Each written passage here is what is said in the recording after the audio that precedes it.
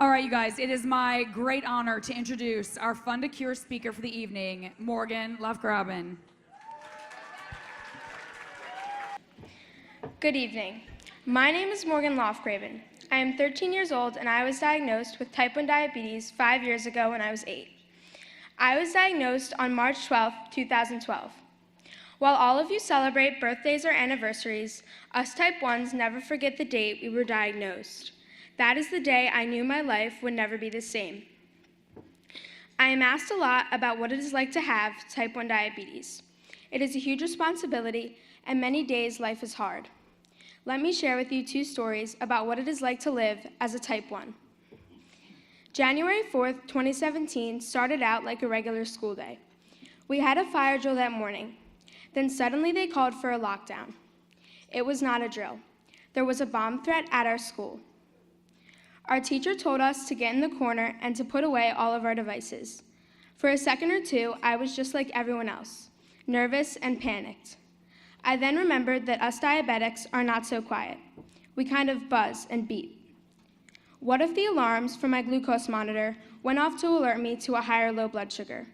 If there was someone in the building, would they hear it? What if my pump failed and started to beep? Or worse, what if my pump failed and I couldn't get to the nurse for a new pump or insulin? Thankfully, I had my pack with some diabetic supplies on me, and I was in one of my classrooms, so I had snacks if my blood sugar went low. But what if I was somewhere else when the lockdown happened and I could not get to my snacks? The lockdown went on for over an hour and into lunchtime. My lunch was in my locker and my sugar was heading low. After another hour or so went by, there was a knock on the door. It was a Cherry Hill policeman who had come to get me. At first, my teacher didn't want to answer the door in case it was a hoax, but eventually she let the policeman take me to the nurse so I could eat. That was a very scary day. Here is another example. Most 12 and 13-year-olds can be left home alone. My parents don't think I noticed that they try pretty hard to avoid that with me. Last spring, my brother had a soccer game and I had a friend over, so they let us stay home. We were just hanging out and my sugar went pretty low. I didn't feel it at first, so by the time I tested, I was in the 40s. I am supposed to be above 70. I was pretty dizzy and my legs were wobbly. I texted my mom, and while I waited for her to come home, I had some candy. My blood sugar was not coming up. I wanted my mom. I heard my mom ran across the soccer field to her car like a track star that day. By the time she got home, my sugar was starting to come up. I know I scared my friend. Being a teenage girl, there's a lot of drama in my life on a normal day. I often wonder if my friends really understand what it is like for me to live with diabetes. I know my closest friends do, but I know others don't. At camp, my bunk helps me a lot.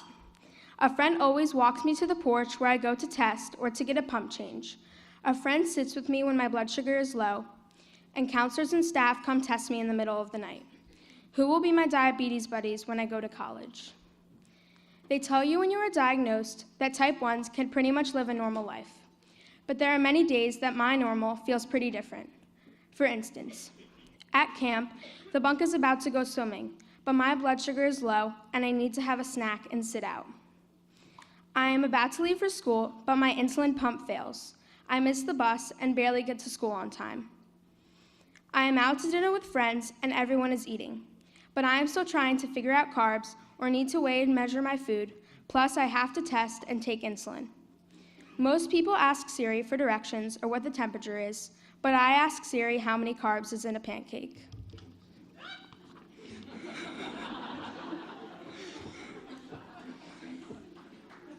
People stare at the pump on my arm or belly when I am at the beach or pool, and then whisper to their kids who are curious that maybe I am sick or something.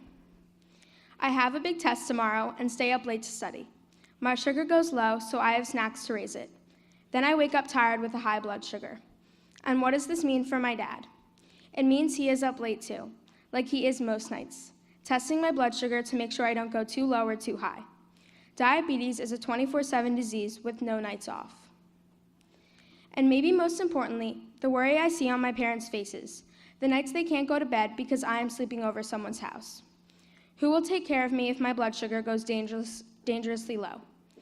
They understand what I am just beginning to, that type 1 diabetes can be dangerous and that there are serious short and long-term health risks.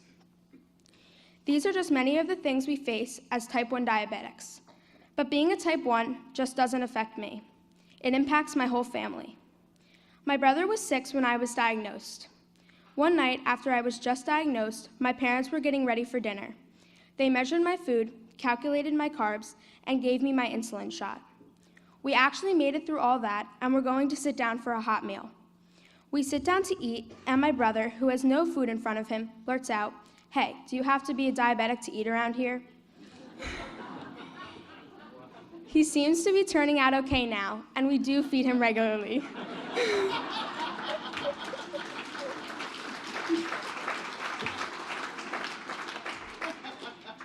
But diabetes can take over the whole family. Math is my favorite subject. I get straight A's, and I am taking algebra/intro to functions as an 8th grader. But there is no class that prepares you for the craziness of diabetic math. A 15-carb low snack should raise your blood sugar about 50 to 70 points. You are 55 and have 15 carbs of gummy lifesavers. You should wake up around 100 to 125, right? No. You wake up 265, have to test for ketones, and then you can't go out to breakfast or have what you plan to eat because you need to eat a 0 or low-carb breakfast like eggs. The whole team is having soft pretzels after the game. A half of a pretzel is just 35 grams. You take the correct amount of insulin, but that pretzel drives your sugar through the roof. How does that add up? It is a hot summer day. How bad could water ice be? A water ice is about 60 grams of carbs, but can drive my sugar over 300. But you know what does add up?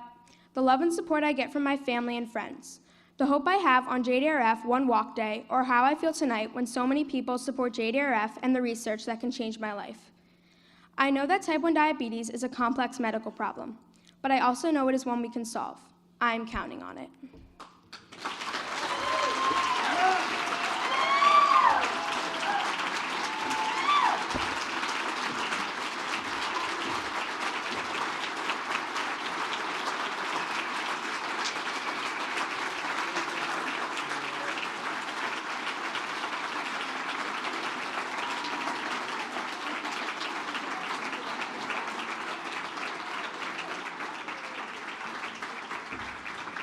All right. All I can say, folks, after that, if you don't start throwing money at me, you are bad people. Holy smokes, Morgan. Really?